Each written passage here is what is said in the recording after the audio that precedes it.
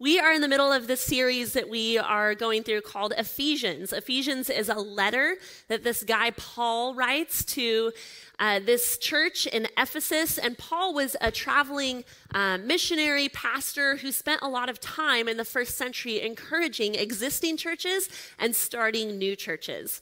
And so this church in Ephesus that Paul is with for over 2 years, he has this very effective, powerful ministry helping guide those Ephesians in their understanding of what it looks like to follow Jesus and with what their identity and their core as Christians looks like in this culture that's very opposed to it.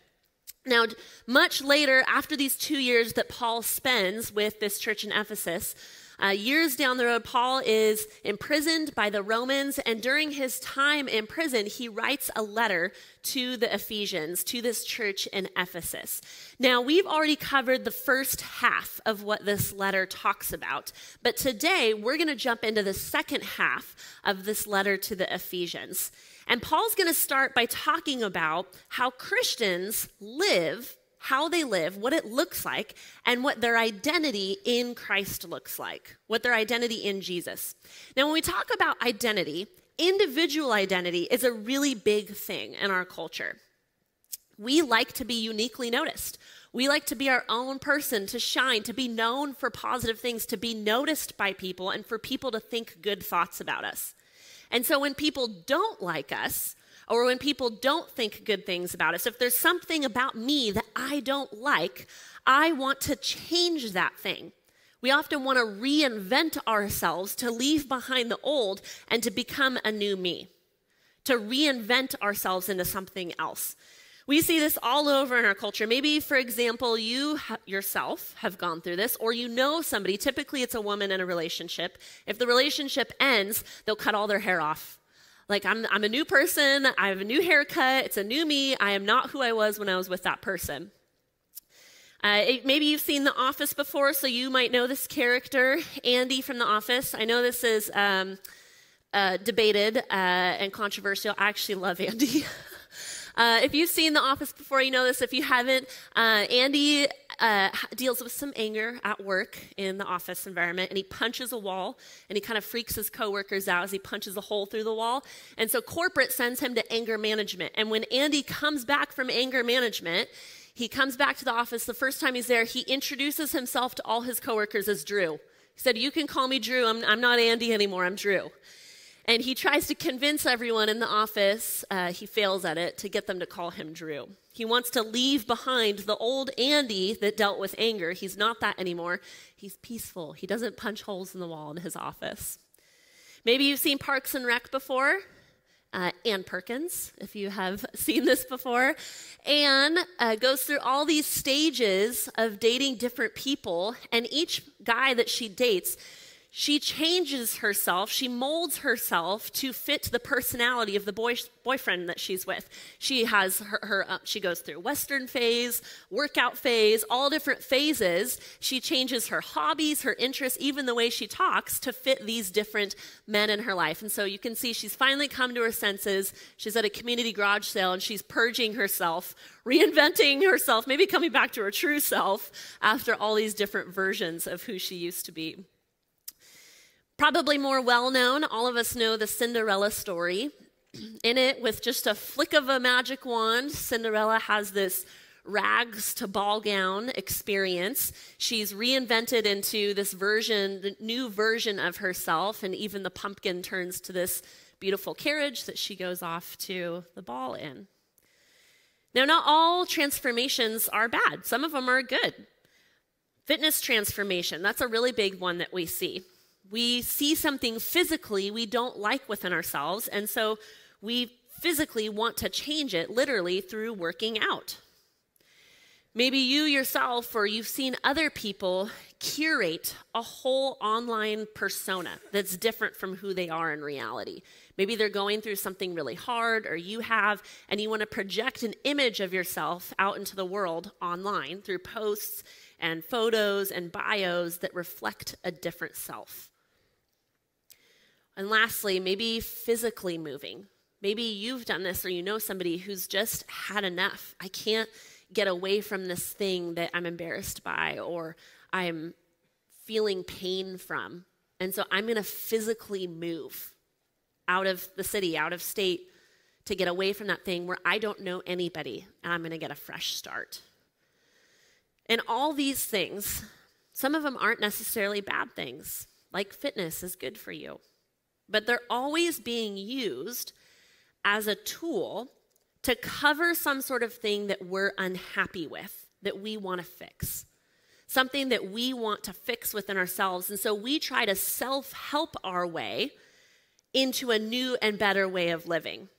What we're ultimately trying to do with all these examples is we're trying to reinvent ourselves, trying to be something new, to pretend that what was never actually was. Our common struggle is we want to pretend that what was never actually was. Let me explain. We craft this new identity, numbing ourselves to the truth that we wish to forget. We don't want to be known for that thing or that old person that we were. We're new, we're different. And we're pretending it wasn't there, we're leaving it in the past. We want this Cinderella moment where a fairy godmother waves a wand and we immediately go from rags to ball gown. And the area that we most often crave this is in the area of faith.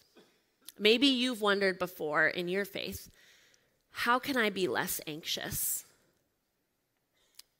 I'm experiencing anxiety and I feel stressed and worried all the time.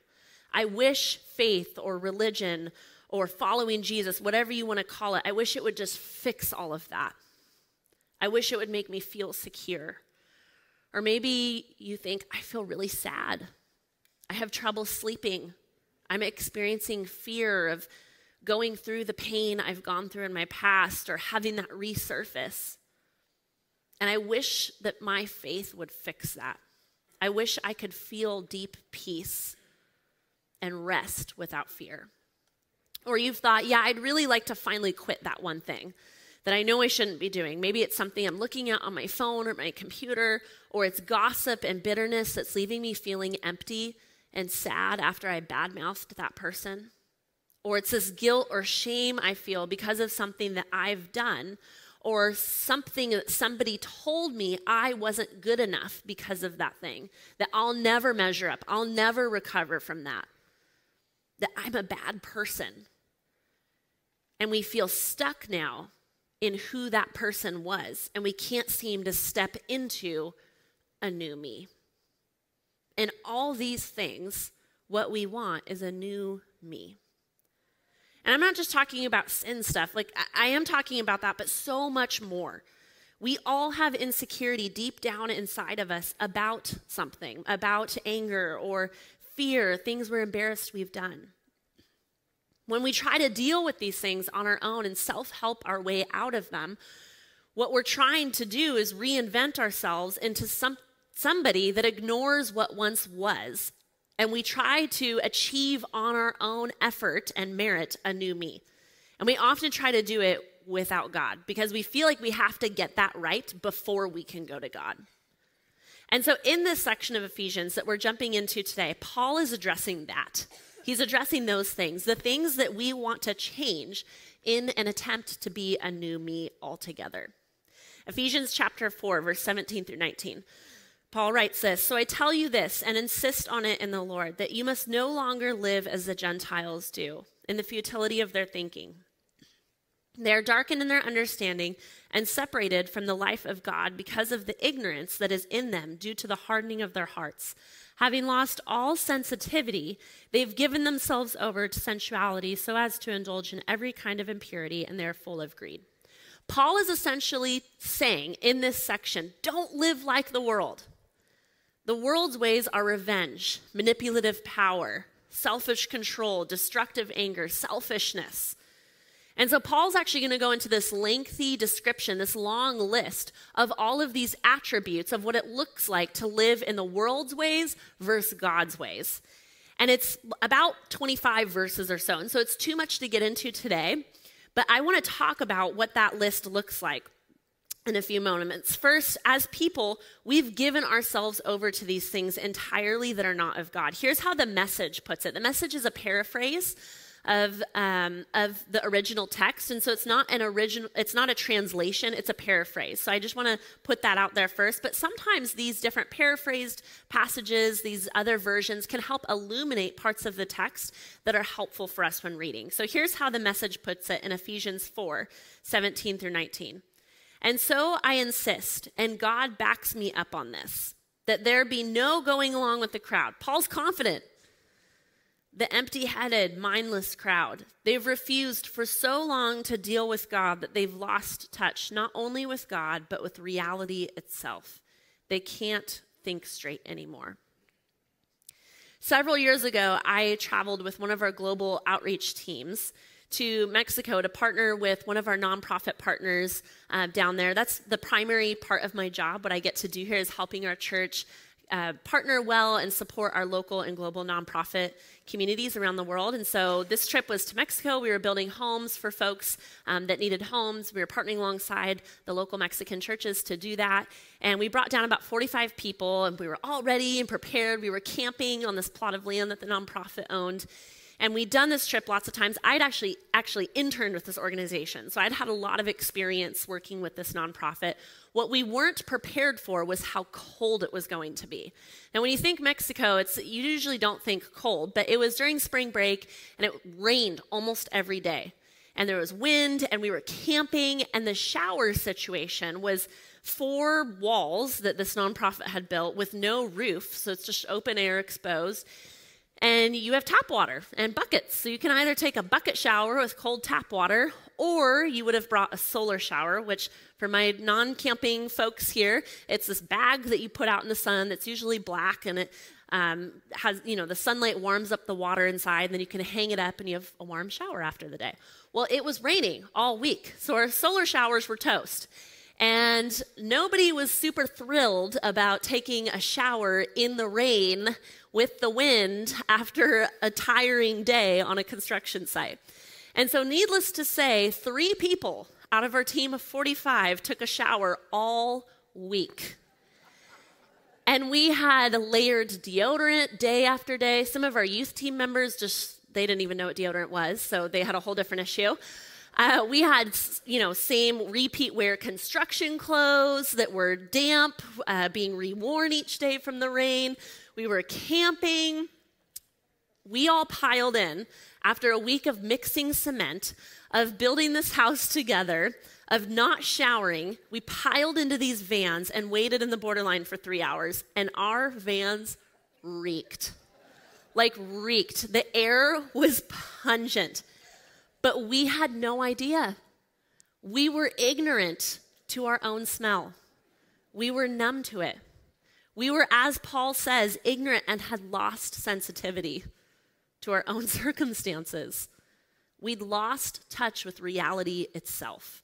We had no idea of our smell, and it wasn't until we loaded off the vans in the church parking lot that everyone informed us very quickly how bad we smelled. That's the point, though. It's easy to become ignorant to our own smell, to lose sensitivity in identifying our own stench. It's easy to quickly dismiss what's going on in our life and instead pretend that we've all of a sudden become more patient, more kind, a better person, a better parent, a better coworker, a better partner, more faithfully involved in our church. We pretend that we're sold out for Jesus. We pretend that we're not ruled by anger or hatred, and instead we're all of a sudden a more loving, kind person. We put on this mask, and we lose touch with reality, with our own smell. So Paul goes on. Paul in Ephesians chapter 4, verse 20 through 24 says this, "That, however, because of all that, that is not the way of life you learned when you heard about Christ and were taught in him in accordance with the truth that is in Jesus. You were taught, with regard to your former way of life, to put off your old self, which is being corrupted by its deceitful desires, and to be made new in the attitude of your minds, and to put on the new self, created to be like God in true righteousness and holiness." Now, the Greek that's used here, the Greek verbiage for this phrase, to put off your old self and to put on this new self, It insinuates this imagery of taking off old, dirty clothes and putting on new, clean clothes. I don't have to be this stinking, reeking person with the same weak, old clothes on. Paul is saying, take off those old clothes and put on a new identity. And who's the one who gives us this new identity? Jesus. Jesus gives you a new identity. Okay, we're going to put this up on the screen here. Jesus gives you a new identity, and it's so much better. I know this sounds simple, but I think this is powerful because it's so much better than us trying to reinvent ourselves or achieve a new identity on our own efforts. Paul's going to go on with this huge list that I mentioned of what it looks like to live in the world's ways versus God's ways. And here's some of the things that he highlights in the verses following this. He highlights things like the world's way is lying. Following God looks like truth-telling. Living according to the world in this numbed state looks like anger. Living according to God's ways is peace. Theft versus generous living. Gossip versus encouragement. Revenge versus forgiveness. One of the times I've felt most gratified by revenge was when I was about 6 years old. I got stung by a wasp. And if you've ever been stung by a wasp, it's so much worse than a bee. I got stung by a wasp, and I was 6, so I was very upset. And I came running in the house, and I was looking for my mom and dad. I was sobbing. I was in so much pain. And my dad, I love that this is my dad's response, went outside. I was in the house. He went outside, and he caught a wasp. And he told me it was the same wasp that stung me. I'm sure it wasn't. He told me it was the same wasp that stung me. He caught it. And he boiled a pot of water, and he threw the wasp in it. And I felt so good watching that wasp boil. It fixed my wasp sting right away. But that's what we want to do. We want people to pay. If we're wronged, or if we see something wrong in the world, we want justice, and we want people to pay for that. We want revenge. That's the way of the world. God's ways is forgiveness. The way of the world is promiscuity. God's ways are self-control. The way of the world is drunkenness. God's ways is being led by God's Spirit in every aspect of our life. Now, I want to be really clear. These are expressions of what it looks like to live out our new identity in Jesus. These are not a list of things that we do to achieve our new identity in Jesus. I think that's probably really hard for a lot of us. And I'll admit that's hard for me. As people, we like clear-cut lines and very descriptive explanations of what it looks like to be a good Christian. It's very tempting to read passages like Ephesians 4:25 through 5:20. This huge section, this list of this is the world's ways, this is God's ways, this is the world's ways, this is God's ways. It's tempting to read those sections as a list of do's and don'ts that earn us our identity in Jesus.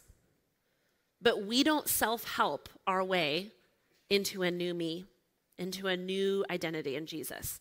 Jesus gives us this new identity. And these are now expressions of how we live in response to this new identity. To understand this new identity, we have to go all the way back to the garden. The very beginning story of all humanity, found in Genesis chapter 1, says this. So God created mankind in his own image. In the image of God, he created them. Male and female, he created them. God saw all that he had made, and it was very good. So God creates people in God's image.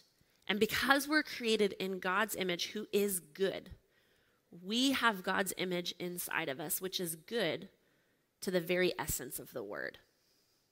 God's identity is good. Good is this super watered down word in our language. The Hebrew word for good in Genesis is tov. In the Bible, God uses the word tov to describe acts of creation, namely mankind. And in the first Genesis creation story where this word tov is spoken over us, over people, it doesn't seem to carry this moral connotation with it.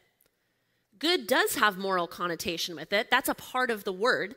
Good does mean beautiful. It means responsible living. But it's so much more than that. The word that's used here, the essence of it means balanced, orderly, being harmonious, being intelligible.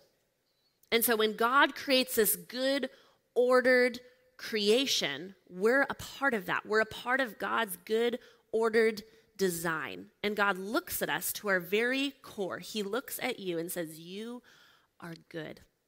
You're exactly what I created you to be. Inside, you are good. For some of us, that might be hard to believe. Do you believe that? Are you good? Do you believe that God looks at you and says, you are good? Some of us, we've been told that we're bad, that we'll never live up, that we'll never recover from that sin or that big thing in our life that we've been trying to escape or to look like we're a different person now. But you actually are good. Now, that doesn't mean that we don't struggle with darkness. And we often call darkness sin. After the creation of good mankind, the creation story goes on in Genesis, and it explains what unfolds after, where mankind decided to prioritize themselves over God, thinking that we could trade in our identity of goodness for a lie, that we could somehow achieve goodness outside of God, that we could somehow step into a new version of ourselves that was better than what God had created. And so while we are created good, we've let the world skew our identity, numbing us and trapping us in these cycles that distract us from the good identity God gave us. Paul goes on in his letter. He reminds the Ephesians, and now us as we read this, of how God restores this identity in us. Ephesians chapter 5, verse 1. Follow God's example, therefore, as dearly loved children, and walk in the way of love, just as Christ loved us and gave himself up for us as a fragrant offering and sacrifice to God. God offers you and I, once again, a new identity, and it's the same identity that God gave in the Garden of Eden. God can offer us this new identity because of Jesus' death, burial, and resurrection. It's on the cross that Jesus defeats death and darkness. And because of that, when Jesus rises again and is victorious over those things, he now offers us that same victory, that same new identity. That's what this verse is talking about when it says Christ loving us and giving himself up for us as a fragrant offering. It's Jesus' resurrection and now this gift, this invitation that we get to walk in the way of love, to step into this new identity that Jesus has for us. You know, last weekend we showed a highlight of the amazing baptisms that we celebrated as a church. Baptism is a symbol of stepping into this new identity that Jesus brings within us. That's what it is. This is amazing news because it's the gospel. But it's not this one-time act that we often talk about as the gospel of Jesus just dying and raising again, and now that impacts what happens after we die. That impacts today. It impacts how we walk in the way of love today. And so God's invitation to experiencing a new me, a new identity, it's possible because of what Jesus has done for us, because of God's faithfulness to love and redeem us since the first wayward wandering in the Garden of Eden. We're invited to step into that newness. But unfortunately, we often use passages like this in Ephesians to beat people over the head about how they're somehow not living up, about how they're not checking all the boxes on this list of do's and don'ts, and how they should live in order to achieve that new me. Yeah, all those things are important, but they're expressions of the new me we've already been given because of Jesus. You don't have to be like Andy in the office trying to convince everybody you're Drew, because the plot twist here is you actually are Drew now. And so it's like God saying, okay, Drew, here's how you live out your new identity. Here's what it looks like. I'd like to pause at this point, though, and actually go back to something that I intentionally skipped over. I intentionally skipped over it because we want to skip this. We talked a lot about putting on new clothes, this new identity, this new creation in Jesus. But do you remember what Paul said first? You have to take off the old clothes. I want to go back and read that first passage we read from Ephesians 4. But I'm going to read it again in the Message translation, this paraphrase. Here's what Paul says. Since then, we do not have the excuse of ignorance. Everything, and I do mean everything, connected with that old way of life has to go. It's rotten through and through. Get rid of it. And then take on an entirely new way of life. We can't layer on a new identity in Jesus on top of an old identity that we refuse to let go of, that's been warped by the world. You can't do it. You can't wear two sets of clothes and pretend like the one that's underneath isn't really there. You have to address it, and you have to address it head on. You have to name it. We can't ignore it, but everything in us wants to ignore it. Now, there's a lot of things that I could say about this. There's a lot of ways that we take off that old clothing. But whatever the process you use for removing the old clothing, whether it's accountability, boundaries, forming new habits, counseling, all good things, removing the rotten, removing that old clothing, that old identity, it has to be from a place. It has to. From surrender and confession. We have to name and face them. We can't self-help our way out of them. And we can't fairy godmother, wave a wand away our old clothes, this old identity, and go from this rags to ball gown experience on our own.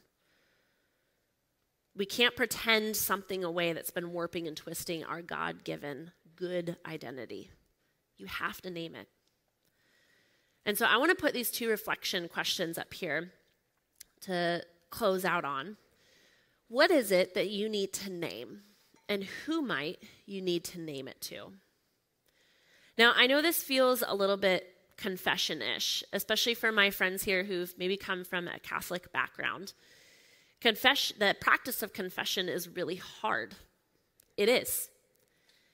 And for some of us, confession, unfortunately, has been used as a means to keep you in shame or guilt. And it's not been used in kind ways.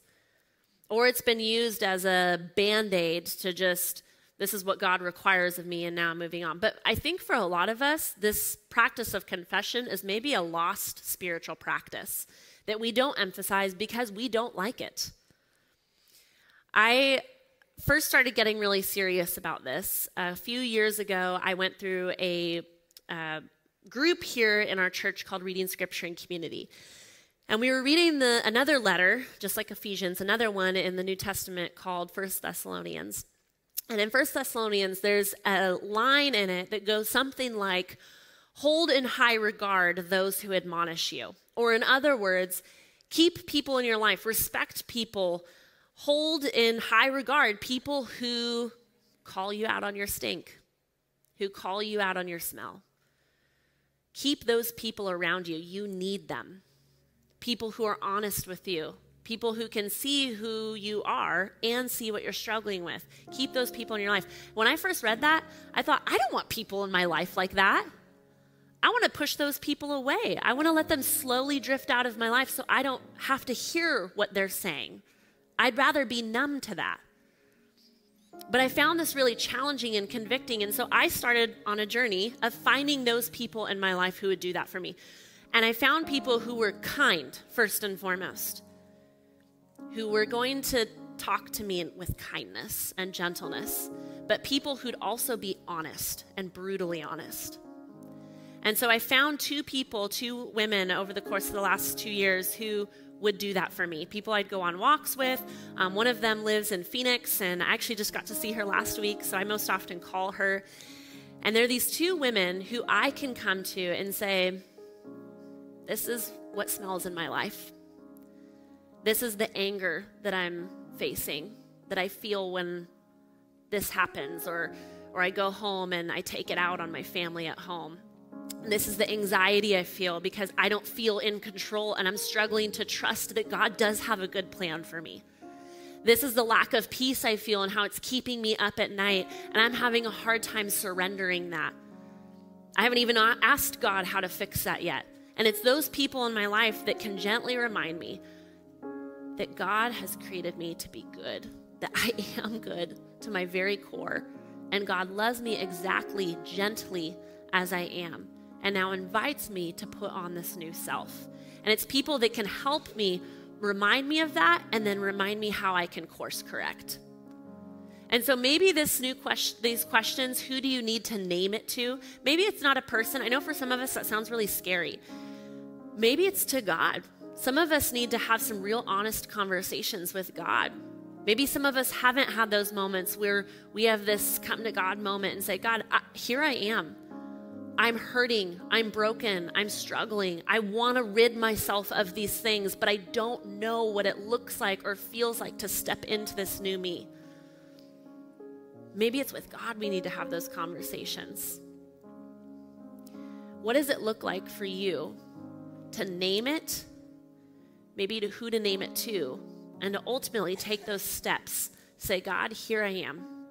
I'm surrendering. Take this old clothing. Take this old me and help me embrace the new me that you invite me to step into. God, we thank you so much for this letter, Ephesians, that invites us to experience your goodness, a goodness that you have given us, that you see in us. I know some of us don't feel good, God. Maybe we physically don't feel good. Maybe we don't feel good in our minds because of things that torment us and things that we've done that we feel guilt over or shame over. God, I pray that you would gently affirm your goodness in us, that we would know that you love us deeply to our very core, exactly as we are right now, that we don't have to get it all right before we come to you. But God, I pray that you'd also convict us in ways that are gentle and powerful, that help us to course correct, to learn what it looks like to live the way of love, to live according to the ways of your kingdom, Jesus, that we can begin to experience that in this hurting and broken world. I pray all these things in your name, Jesus. Amen.